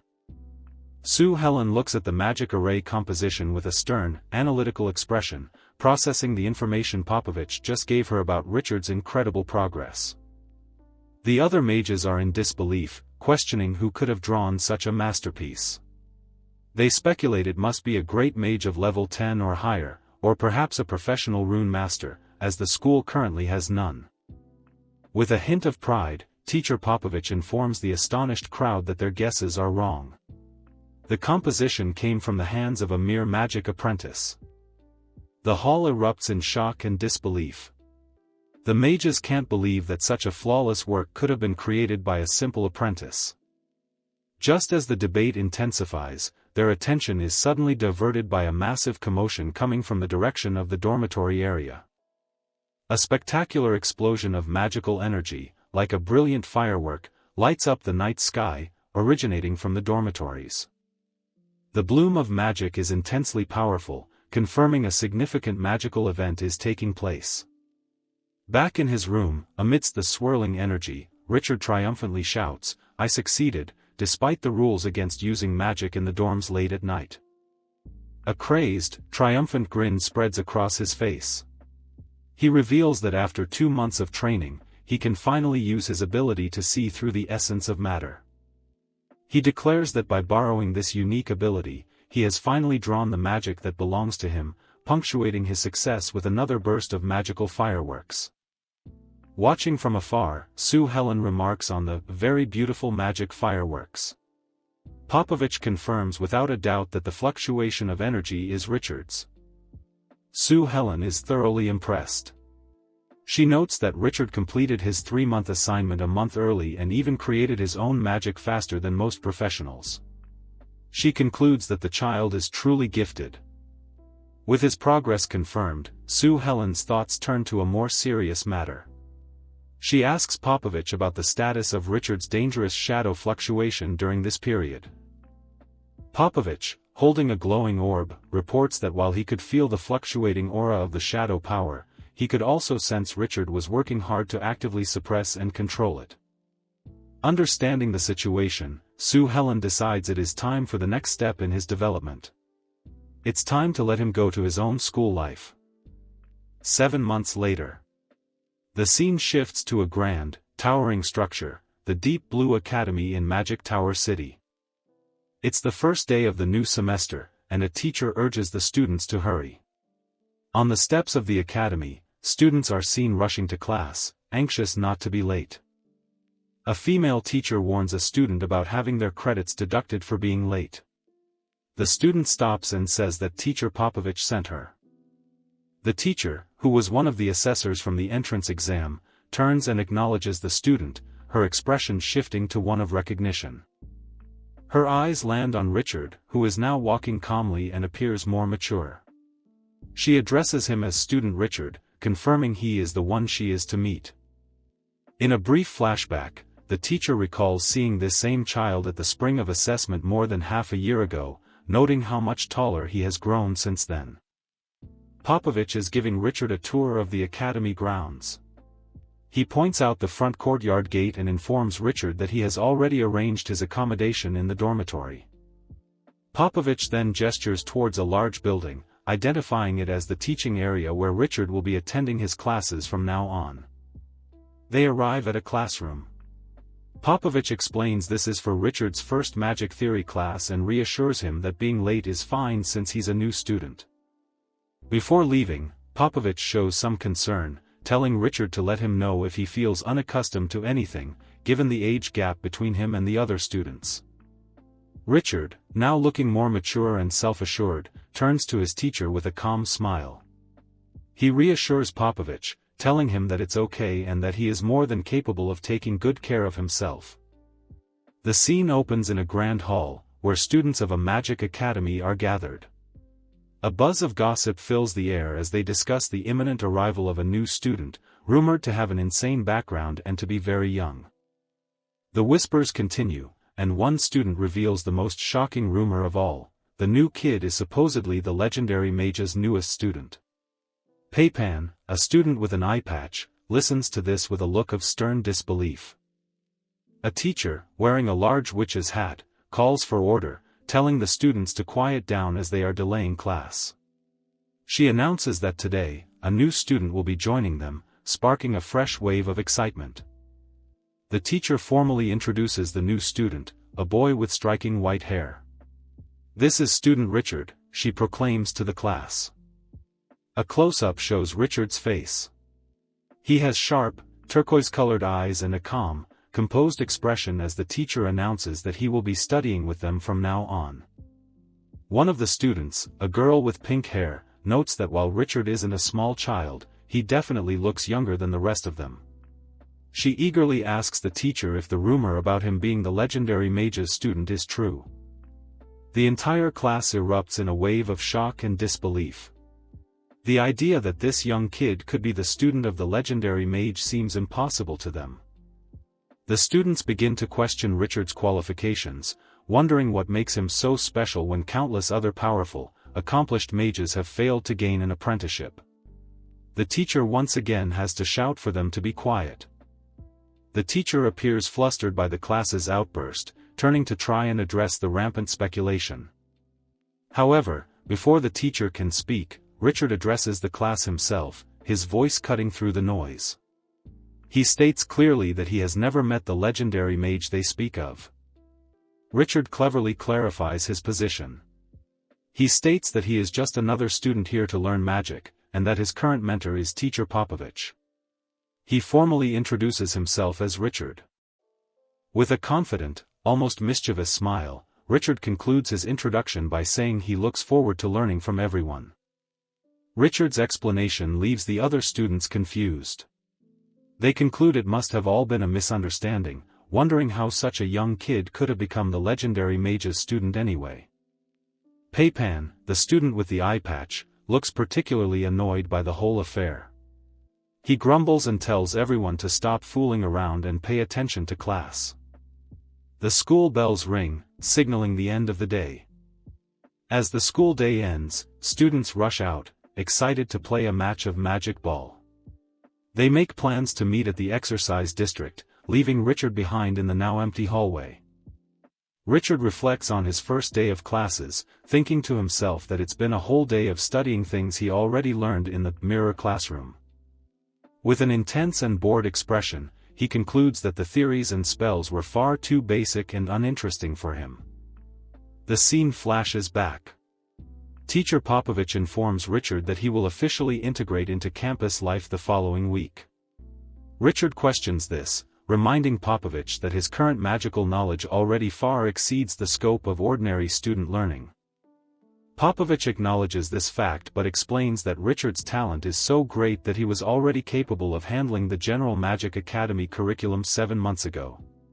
He was kept in the mirror classroom only because his young age and physical immaturity were a concern. Richard asks to just stay where he is, but Popovich refuses. He explains that letting him return to campus life is a decision agreed upon by both himself and the legendary mage, as it will be beneficial for Richard's body and mind. Richard looks frustrated, complaining that everything is decided by this legendary mage whom he has never even seen. He questions whether she can truly be called his mentor. Popovich gently places a hand on Richard's shoulder, reassuringly telling him, of course. He says that Richard should be rejoicing to become her student and that he must trust her. With a knowing smile, Popovich assures Richard that all these arrangements are for his own good. He leans in, adding with finality that everything is within the legendary mage's grasp. Returning to the present, Richard walks through the halls, pondering Popovich's words. He questions what he can truly learn this way and resolves to find his own knowledge in the library. His thoughts are abruptly shattered by an angry shout from behind, "Hey!" Richard turns to face his aggressor, his expression calm and his eyes sharp. It's Peipan, his face twisted with rage. He lunges forward, throwing a punch while yelling, "You liar!" Richard, unfazed, effortlessly dodges the attack. From a balcony above, other students spot the commotion. One points down, shouting, "A fight!" Richard's swift dodge sends Peipan stumbling forward, losing his balance completely from the force of his own missed punch. Peipan gets back on his feet, absolutely furious. He cracks his knuckles and yells at Richard, "You little brat! Who do you think you are, spouting lies over there?" Ironically, Peipan himself declares what Richard denied, shouting that this is the new student of the legendary mage, revealing his deep-seated jealousy. The two female students who were gossiping earlier watch from a distance. They recognize Richard and realize that he's about to be in big trouble. The girls discuss the situation, revealing that Peipan is a talented level 2 mage who has always held a grudge because he could never become the legendary mage's student. He had conspired to ostracize Richard, but Richard's public denial of the rumor thwarted his plan, leaving him flustered and angry. Peipan confronts Richard again, acknowledging his skill in dodging. He angrily questions why Richard won't admit to his status as the legendary mage's student. Meanwhile, two figures watch from the balcony. One of them, a woman named Minnie, asks her companion, "Is this your doing, Randolph?" She accuses him of telling the new lackey, level 2 mage Peipan, about Richard. Randolph denies that the self-important Peipan is his lackey. He admits that he just wanted to borrow Peipan's ego to test how much the new kid, Richard, weighs. Minnie warns Randolph not to play with fire. She reminds him that if Richard gets into any danger, even Randolph, who is also a student of the legendary mage, will be severely punished. Randolph, however, smirks, completely unconcerned. Back in the hall, Peipan grabs Richard by the collar, screaming in his face. "Kid! Are you scared? Answer me," he yells, calling Richard a weakling and a cowering turtle. The scene cuts to black, with white text indicating a flashback, 7 months ago. The flashback begins, showing Richard's hands, wrapped in bandages, as he strikes a wooden training dummy. He's exhausted. A younger Richard complains to teacher Popovich, wondering why they are doing physical training instead of learning magic. Popovich explains that to be a great mage, one needs a strong body as a container for powerful magic. He reminds Richard of his desire to become stronger to protect others and declares that for the next half year, he must undergo a devil's training. His resolve hardened by Popovich's words, Richard's eyes burn with determination as he sweats, shouting a firm yes. The grueling training begins. Popovich has Richard focus on strength, forcing him to lift heavy sacks with his body and magic. The training also includes wisdom, showing Richard collapsed on the floor, surrounded by books, a sword, and other training tools after intense study. And finally, physique. A montage shows Richard relentlessly practicing his combat skills, punching and kicking with incredible force and speed. The flashback ends, returning to the present. The result of that training is coexistence. Richard effortlessly catches Peipan's hand, stopping his assault. Peipan looks on in complete shock. With a cold, downward glance, Richard easily overpowers Peipan, who can only let out a pained grunt. A look of pure shock and disbelief fills Peipan's eyes as he realizes the immense power difference between them. In a swift and powerful motion, Richard lands a devastating kick, sending Peipan flying backwards across the hall. The two female students watching from the sidelines are left completely speechless, their mouths agape in astonishment, unable to comprehend the sudden and overwhelming display of power. Even Randolph, who had been watching from the balcony with a confident smirk, is now sweating and speechless at this unexpected turn of events. Richard stands tall, an aura of power emanating from him. He looks down on his defeated opponent and throws his own insult back at him, declaring, "You are the weakling." Peipan lies sprawled on the floor, completely defeated by the physical confrontation. His friends rush to his side, worriedly asking if he is okay. But Peipan is far from finished. Utterly humiliated and enraged, he lets out a furious scream. Pushing himself up, Peipan begins to channel his magical energy, gathering a ball of intense fire in the palm of his hand. Screaming "Brat," he unleashes his magic, launching a powerful fireball spell directly at Richard. He proudly declares his status as a level 2 mage, certain that his magic cannot be defeated. In response, Richard simply raises his hand, calmly preparing a counterspell. His expression is hidden in shadow, showing no sign of fear or strain. Richard unleashes his own magic. A massive, swirling vortex of fire, a powerful firestorm, erupts from his hand, completely dwarfing and consuming Peipan's fireball with ease. From high above, Teacher Popovich watches the battle unfold. With a satisfied expression, he says, "Indeed," confirming that this overwhelming display of power is exactly what he anticipated from his prodigious student. As the massive firestorm rages, one of the onlookers screams out the unbelievable truth of the situation: Richard has just cast level 3 magic, proving he is in a completely different league from the level 2 Peipan. Alright, let's kick things off with a little light reading. Our boy is checking out a scroll for Fire Cyclone level 3 magic. It's an area of effect fire attack that also blocks other magic. You know, just some casual, entry-level stuff, for a supposed level 1 apprentice. And here's our main man, Richard, putting theory into practice. With a flick of the wrist, he's casting with an 87% instantaneous rendering rate. In normal people talk, that means he's basically downloading magic straight from the cloud with a fiber optic connection, while everyone else is stuck on dial-up. But even with god-tier talent, Richard knows he's not perfect, yet. He mutters that even with his special ability to see the truth of magic, he can only hit an 80% drawing rate on his own. Oh, the humanity. Only 80%. How will he ever survive? And there's the result. That little, level 3 spell just casually blew a hole in a solid stone wall. The onlookers are, shall we say, impressed. And by impressed, I mean terrified. This clearly isn't your average, everyday magic. The peanut gallery is going wild. They can't believe it. A level 1 freshman using level 3 magic? It's unheard of. But then they remember, oh yeah, he's the student of a legendary mage. Suddenly, it all makes a terrifying amount of sense. Richard, realizing he just flexed way too hard, plays it cool. I got a little carried away, he says, as if he just spilled a drink instead of shattering the school's infrastructure. He even remembers his teacher, Popovich, specifically told him not to do, well, exactly this. But of course, in every school, there's gotta be that guy. Meet Randolph, the dude in the comically large wizard hat.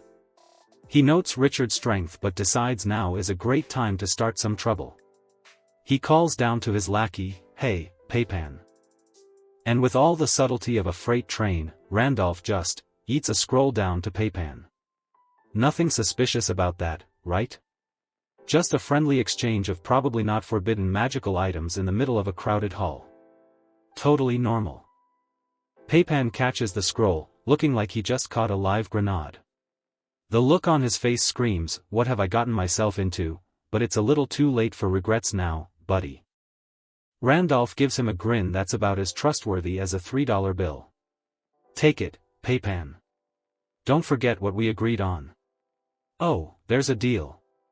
And it involves Randolph using his family's influence to get Peipan a spot as a student of the legendary mage. This is textbook villainy 101. Sensing the sudden shift in atmosphere that usually precedes a beatdown, Richard tells the other students to get back. They immediately recognize the new challenger. That's Peipan. Yeah, the guy who just got handed a magical cheat sheet. And just like that, Peipan starts powering up, a swirling vortex of purple energy erupting around him. The crowd collectively loses its mind. That guy is crazy. Reckless use of magic on campus is prohibited. Dude, I don't think he cares about the school handbook right now. Richard stands his ground, watching as Peipan prepares to unleash whatever anime nonsense that scroll contained. Peipan, full of borrowed confidence, gives him a final warning: "Don't blame me, kid. Peipan goes full supervillain monologue, screaming that the magic campus life is not a place a kid like you should come to, as he launches his attack. Buddy, Richard is the main character. This is exactly where he's supposed to be. The attack hits, and the big reveal drops like an anvil.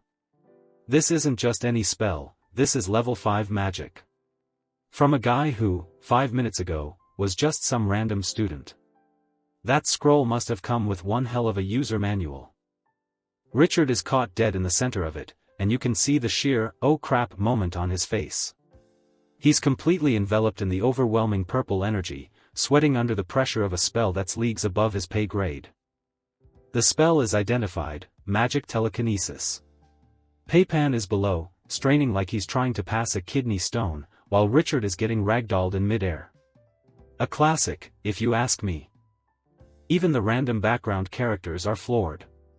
A pink-haired student shouts what everyone's thinking, that's level 5 magic.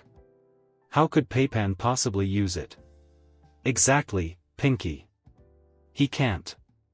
He's just the sucker holding the controller.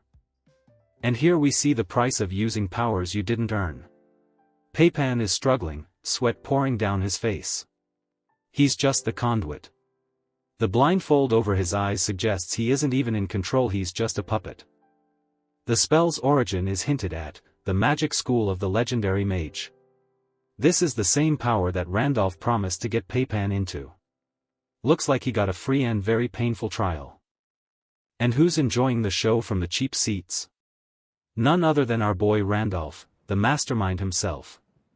Look at that smug, punchable face. He knew exactly what that scroll would do. Meanwhile, Richard is having a really, really bad time. He's completely paralyzed by the telekinesis.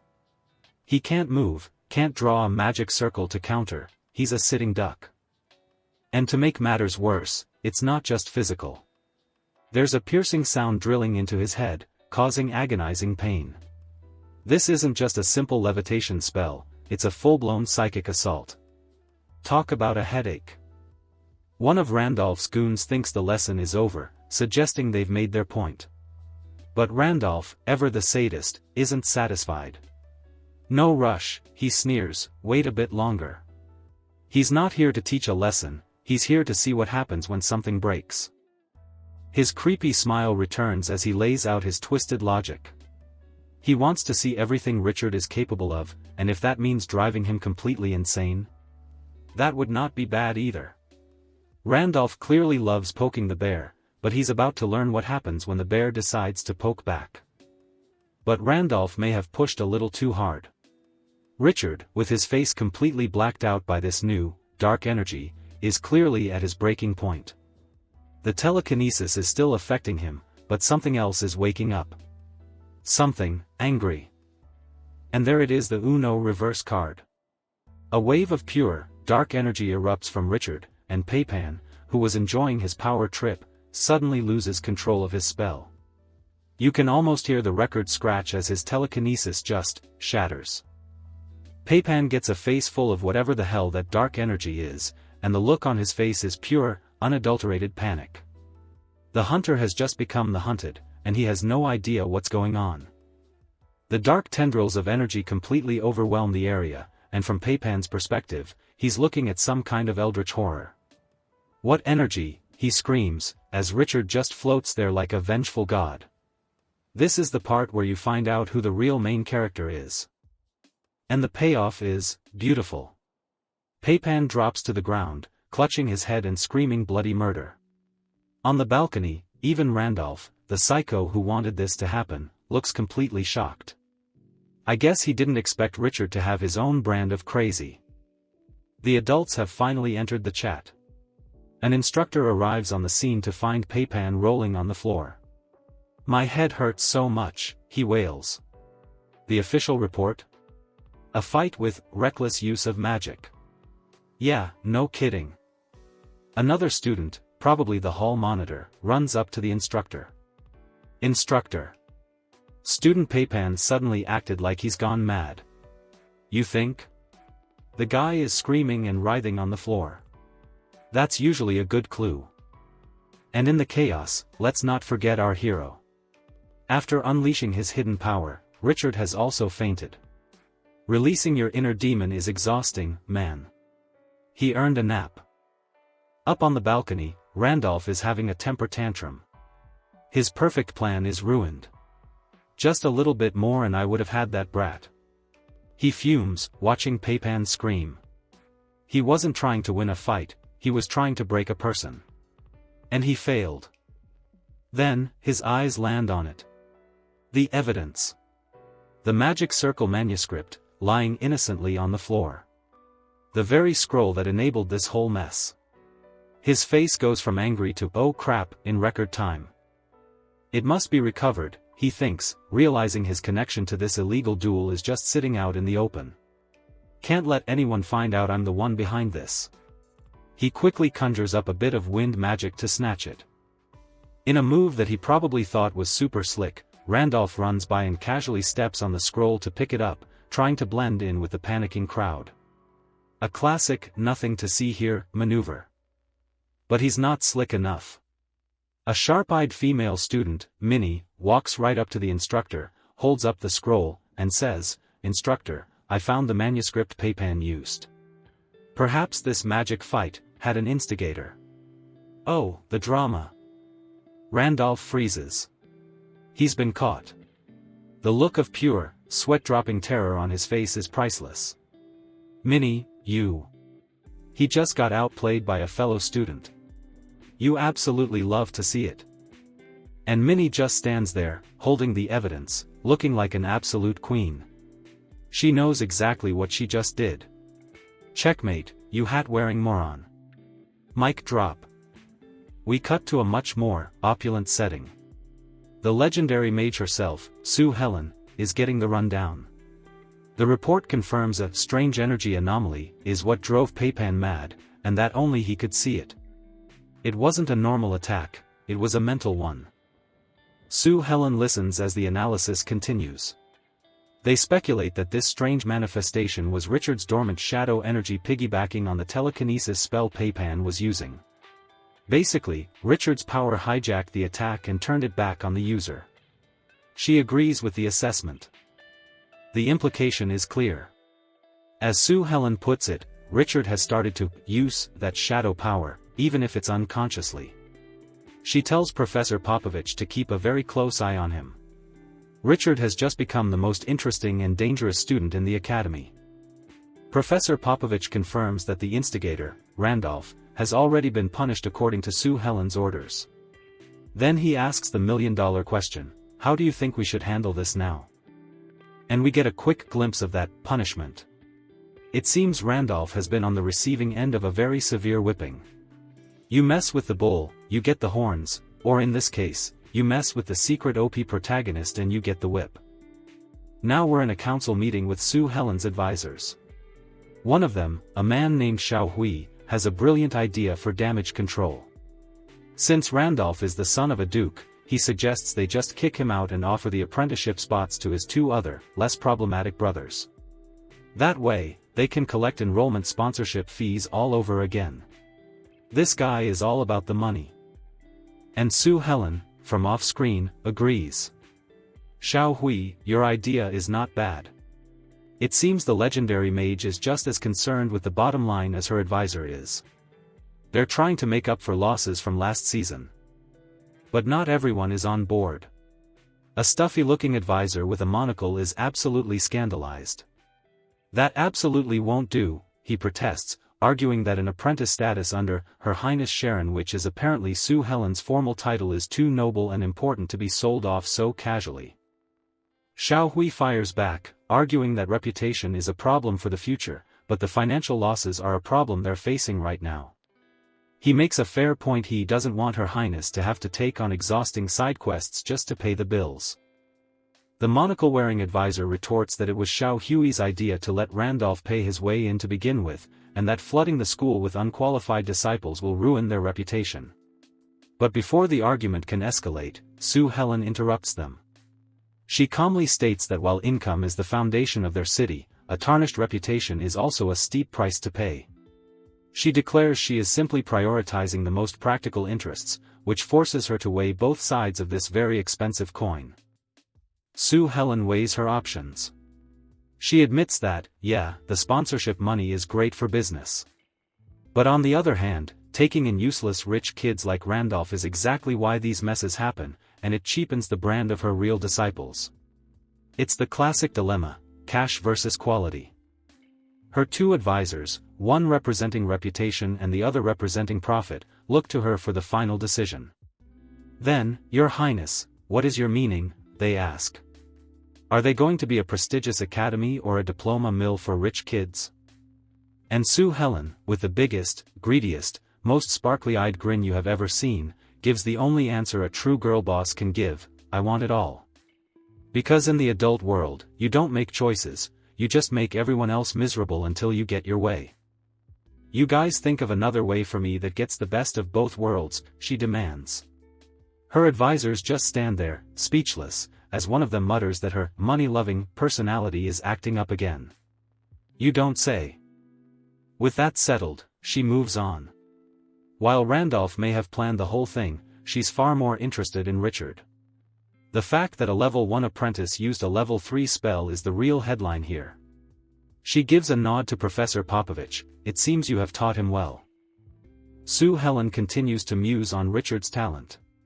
She admits that even she, a literal legendary mage, couldn't pull off something like that when she was a beginner.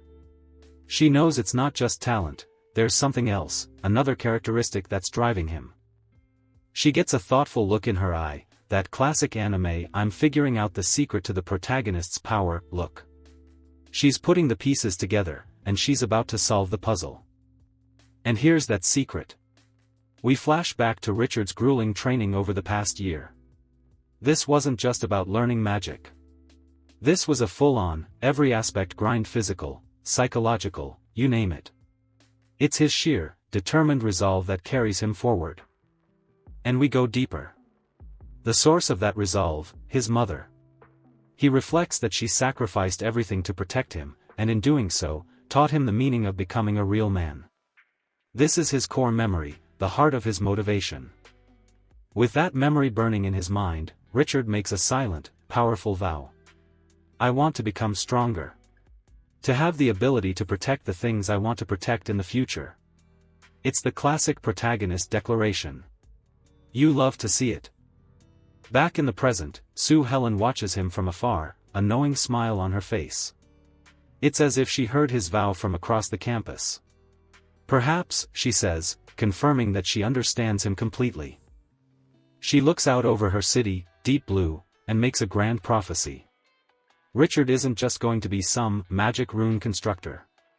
No, she believes they are on the verge of producing something legendary. A saint constructor. 1 month later. Apparently, our boy Richard is now student Richard, and he's got some family visiting, who also brought a ton of gifts. Wonder if they're here to apologize for trying to get him jumped last chapter? Nah, probably not. Richard's spidey sense is tingling. He immediately gets the feeling that this ain't a friendly visit. He's thinking, it couldn't be that guy. Oh boy, someone's about to have a very, very bad day. And here comes the dramatic door opening. You can just feel the smug aura pouring into the room. Richard turns, and yup, it's a long-haired, blonde pretty boy. You know the type. The kind that smiles while plotting 13 different ways to ruin your life. Richard's face just says, huh, which is rich, coming from him. The visitor, oozing that "I'm better than you" energy, greets him with a casual "long time no see, Richard." And then comes the punchline. With a smirk that could curdle milk, he introduces himself, as Richard's half-sister. Dun dun dun. And just like that, the family reunion just got a whole lot more awkward. And now, for a change of scenery. We're jumping back 3 days ago, to the ever-so-cheery Black Rose Castle. Because nothing good ever happens in a place called Black Rose Castle. Inside, some shadowy figure is swirling their wine, getting news from Deep Blue that Richard has been growing a lot. You know, just typical evil overlord stuff. And there he is, the man himself, Lord Gotan. He's multitasking, of course. On one hand, he's complaining about some money-grubber old hag. On the other, he's telling his subordinate that since Mordred is busy, he has to go settle the bill, and while she's at it, stay in Tower City.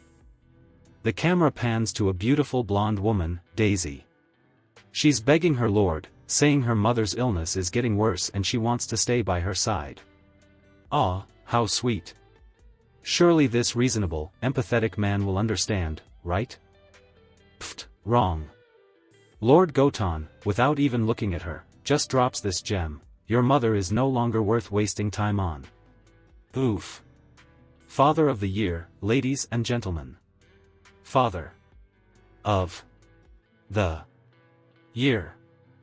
He then launches into his villain monologue, all for the sake of the Akamon family. His family motto? People without value can only become dust.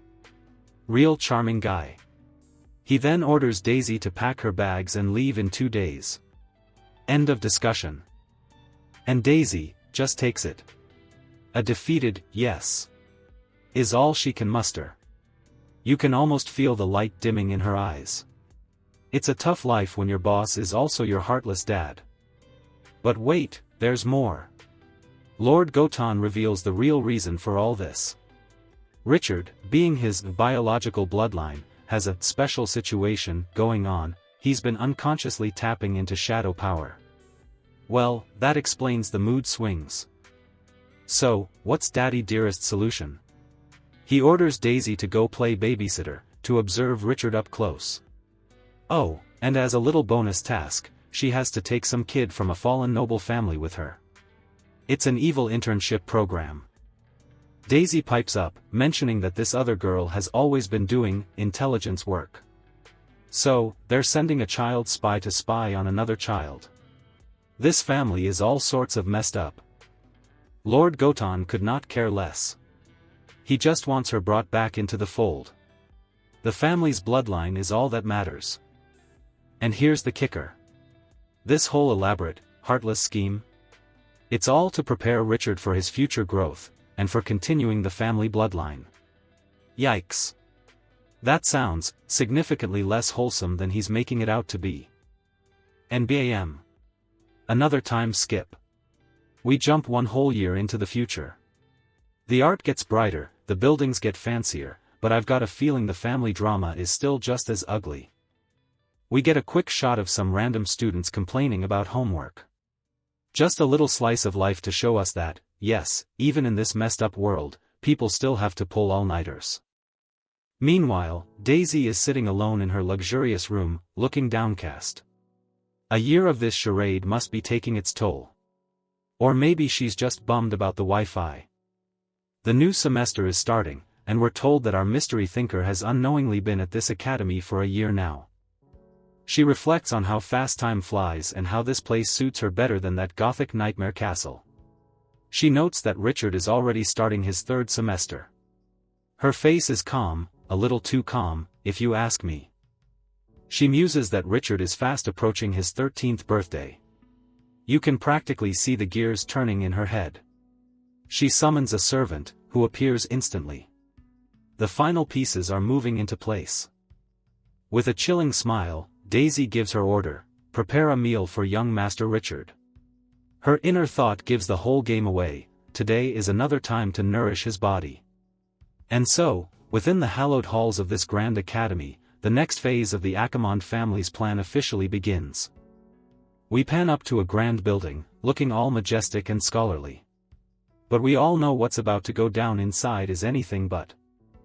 Inside, Richard is getting his gains in, doing one-handed push-ups to prepare for the new semester. Gotta respect the grind, even if your family is a walking soap opera. He finishes his set, completely wiped. But his rest is cut short by a voice calling out his name. It's the unnamed maid. She informs him that his dear sister Daisy is out, but left instructions for a rich meal.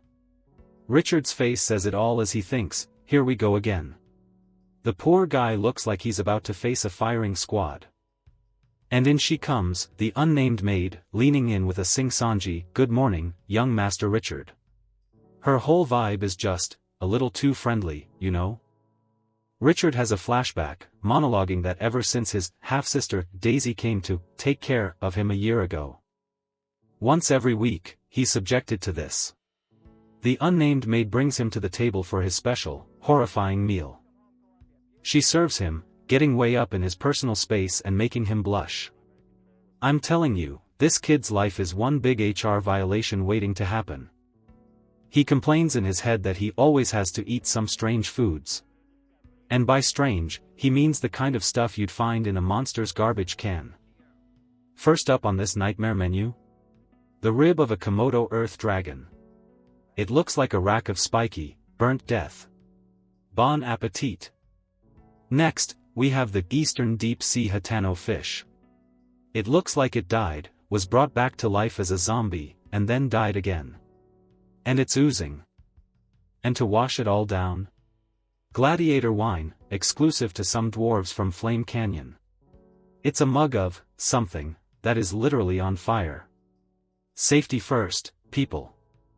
Richard just stares at this meal, sweating bullets. He is not having a good time. We get a close-up on his eye. The sheer dread. He is so tired of these weird foods. He then starts thinking about this strange servant lady who came with Sister Daisy, and her very non-standard, skimpy uniform. Our boy is confused on multiple levels. The unnamed maid snaps him out of it, asking with fake sweetness why he isn't eating. She even pouts, asking if her cooking isn't good. Richard, panicking, quickly makes an excuse about not having an appetite after exercising.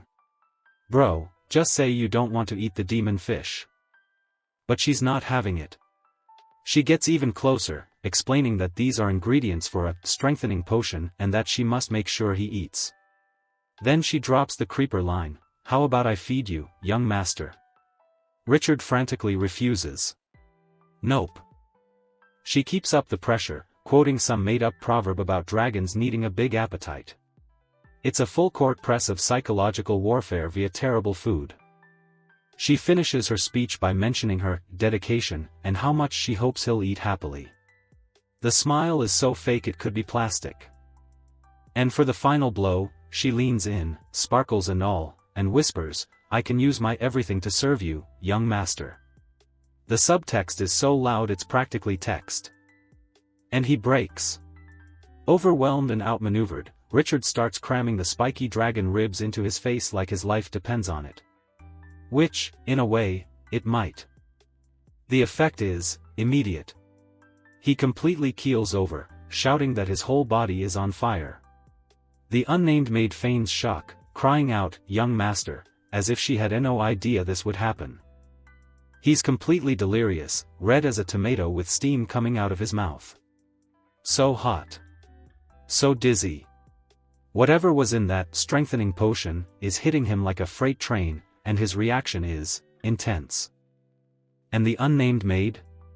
Her fake concern melts away into cold, predatory calculation. Oh no. Maybe I added too much seasoning. She thinks, a sly look crossing her face, or perhaps, after eating these for a year, the effects are finally showing. And now that they are. And what, you ask, does she plan to do? She thinks, with a look that should be illegal, it's time. I must help him relieve it. I think she's trying to make him break his mewing streak. Our boy Richard wakes up in a bathtub full of very glowy water. He's confused, he's blushing, and he's asking the real questions. Why am I here? And his brain slowly starts to reboot. He remembers eating, getting dizzy, and then, nothing. They really drugged my boy. Just as he's processing his predicament, a voice cuts through the steam. Young master, you seem to have calmed down. Richard is, needless to say, not calm. And there she is. The unnamed maid. Richard, in a moment of pure genius, screams, "Why are you here too?" Bro, we all know why she's here. This woman gives him a look that could melt steel beams and says she has to take good care of him. Sure. That's what they all say. Then she drops the bomb. The food he ate? It had a special recipe, one that's meant only for men. Ah. So it was that kind of party. Got it. Richard, having had enough of this nonsense, makes a break for it. He scrambles out of the tub, dignity flying out the window, as she protests that his body hasn't settled down yet. She yells for him to watch out, because of course, our graceful protagonist is about to perform the classic anime trip. And there it is. The classic, textbook, 10 out of 10 accidental fall, right on top of her. You just hate to see it. Truly. She looks up at him, blushing, and whispers. Master. Oh boy. We've officially entered the danger zone. Richard is just processing. You can practically see the blue screen of death in his eyes. The confusion is real. And like any normal person who accidentally lands on a beautiful woman after being drugged and waking up in a bathtub, he screams, "I'm sorry." For effort, my dude. But plot twist, she just looks at him and says, "It's okay." That is, not the reaction he was expecting. Not at all. In fact, she seems more than okay with this. She looks at him with a strange intensity. I have always been waiting for this moment. She grabs him, and suddenly the accidental fall feels a lot less accidental. This was a setup. She explains that the special food has been building up, and now, she belongs to him. So the food wasn't just an aphrodisiac, it was some kind of loyalty potion? This family is into some weird stuff. Suddenly Richard slips onto the floor. The effects of the meal have left Richard completely drained. He doesn't even have the strength to stand. Pathetic. But also, relatable after a big meal. She kneels before him, her assets on full display. "Let me help you," she says. Help him what, exactly? I have a feeling it's not, help him do his taxes. She tells him, it's okay, as the camera conveniently pans down. Oh, we are absolutely heading into, rated M for mature, territory now. Her divine purpose, apparently, is to serve him, and help him, calm down. The double quotes around, calm down, are doing some heavy lifting here, folks. She then begins her perfectly normal and definitely not weird calming down. YouTube, please don't demonetize me, I'm trying here. And that is the face of a man who is being calmed down very effectively. Because as she looks up at him, she reveals the final twist. This whole ordeal was the mission she was brought here for. This wasn't just a thirsty maid, this was a plot. And understanding that requires a look into her past. And here, we get a glimpse into her mind. A flashback. Turns out, she's the descendant of a noble family that backed the wrong horse in a coup. And her destiny, as she saw it, was to become a slave. It didn't matter where she went or who she was sold to, the outcome was always the same. A life in chains, serving someone else's will. Until she was handed over to the Akamond family. Lord Gotan looms over her, declaring that her entire life now belongs to them. Talk about a rough childhood. We snap back to the present.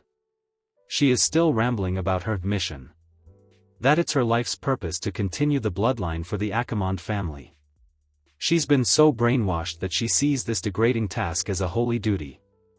But Richard, he's not listening to her words. He's seeing her. He's seeing past the mission and the brainwashing. And he has a flashback of his own.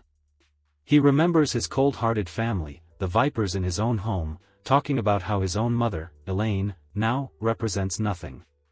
He knows exactly what it's like to see someone be dehumanized. And in that moment, something inside him snaps. He grabs her arm, stopping her dead in her tracks. She is completely taken by surprise. This was not part of the mission parameters.